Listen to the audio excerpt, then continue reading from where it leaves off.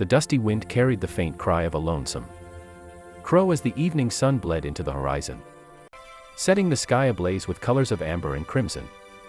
Evelyn stood on the edge of her family's porch, gripping the thin railing until her knuckles whitened, staring at the long, winding dirt road that led to the vast lands of the Iron Ranch. Her heart pounded as if it wanted to escape her chest.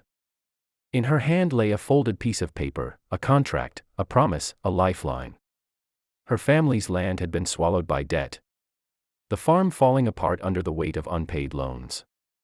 And the men who could save it all had made one chilling offer: marriage.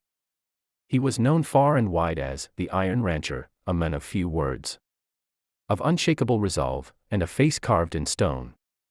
Evelyn Grace had heard every rumor, that his touch was colder than steel, that he'd buried his heart the day his first love died, that he commanded his land and his people like a general at war. The rumbling of hooves snapped her from her storm of thoughts.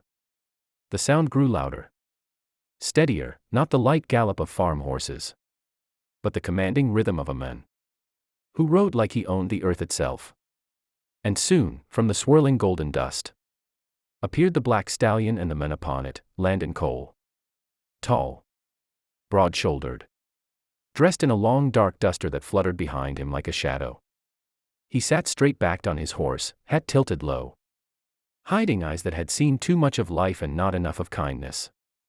His jaw was set, his movements precise. When he dismounted, the wooden steps groaned beneath his boots. "Miss Evelyn," he said in a deep voice, rough like gravel but steady as the earth itself. He didn't need to say more. His presence alone filled the silence like a storm brewing behind a calm sky. She swallowed hard, clutching the paper. "Mr. Cole," she whispered. Her father, weakened by years of work and the crushing weight of debt, hobbled forward. "We're grateful to you, sir. Truly. Evelyn's ready. She'll be a good wife." Evelyn's heart twisted at the helplessness in her father's voice. She wanted to scream that this wasn't fair, that she deserved love, not a bargain. But then she saw the worry lines around his tired eyes. The same eyes that had sacrificed everything to keep their small farm alive. She couldn't let him lose it now. So she forced a smile, nodding faintly. Landon's piercing gaze fell on her. For a second, the coldness flickered, a subtle softness buried deep beneath layers of armor. He removed his hat and gave a slight nod. The most gentlemanly thing he'd done in years. "Then let's not waste time," he said. The wedding was small, no music, no flowers, no laughter. Just the preacher, the papers, the witnesses. When Landon said, "I do," it wasn't romantic. It was final, like the sealing of a deal. Evelyn, in a simple white dress her mother had once worn, whispered her vow with trembling lips. She didn't love him. She barely knew him. But she had chosen this path, not for herself, but for everyone she loved. The carriage ride to Iron Ranch felt endless. The house loomed ahead like a fortress, massive, iron-gated, standing proud against the dying light. It wasn't a home. It was a monument to power. Servants bowed as Landon stepped out, their faces unreadable. Evelyn walked in behind him, her footsteps echoing through marble halls, her heart beating loud in her chest. Night fell, and the mansion grew quieter. The maids led her to a large room draped in soft cream curtains and embroidered sheets. A mirror stood tall, reflecting the pale, nervous bride staring back. She ran her fingers over the silver comb on the dresser, trying to steady her breathing. Then she heard it, slow, deliberate footsteps approaching. The door opened. Landon entered. Gone was the hat, the coat, the boots. He stood in a crisp white shirt, sleeves rolled, revealing arms marked by years of work and scars. His presence filled the room like a force of nature. Evelyn's breath caught as he stepped closer, his gaze locking with hers. It wasn't lust in his eyes, it was something else. A storm she couldn't read. "You're trembling," he said quietly. His voice, though deep, carried a strange warmth now. She tried to answer but her words tangled in her throat. I just."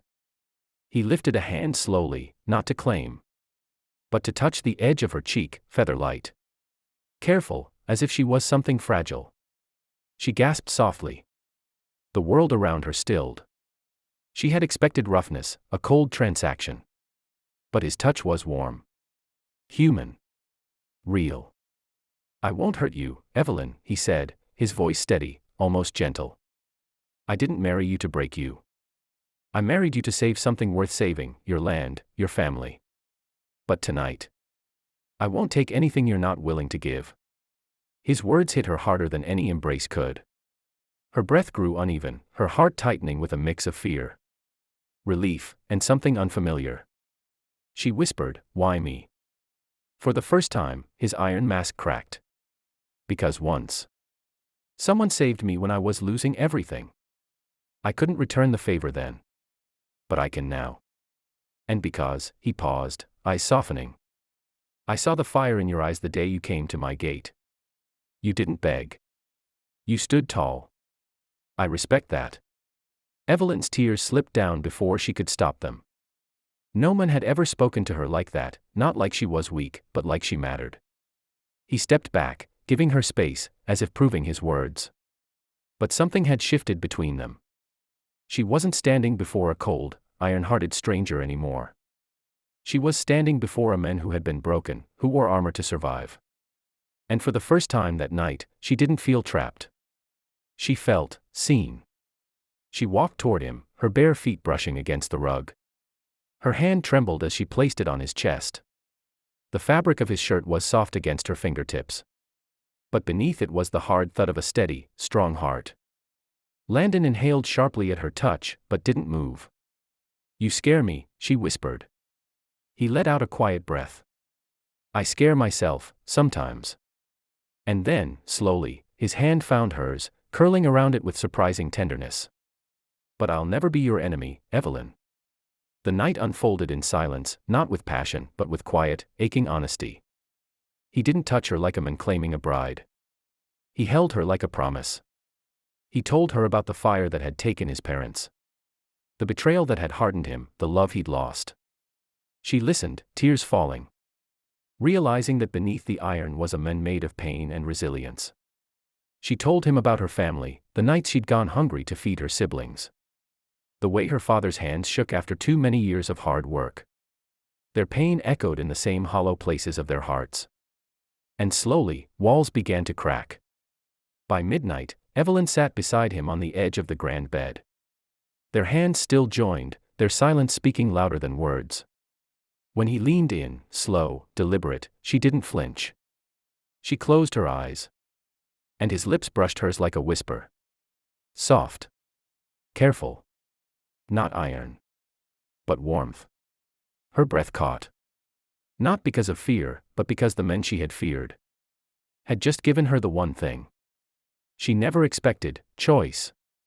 When she finally pulled back, her lips trembling, he whispered, "Evelyn, this marriage started as a deal. But it doesn't have to stay that way. I won't force your heart. But I'll protect it. If you let me." Her heart clenched. The walls around her crumbled. And a single tear traced down her cheek, but it wasn't from sorrow. For the first time in years, it was from hope. As the dawn light crept through the curtains, painting the room gold, Evelyn lay against his chest, listening to his heartbeat like a lullaby. The Iron Rancher was no longer just a cold legend in town. He was her husband. And in his touch, she hadn't found chains. She had found something far more powerful, safety, respect, and the first spark of love. And though the world outside would whisper and doubt, inside those walls, a fire had been lit, slow, steady, unshakable.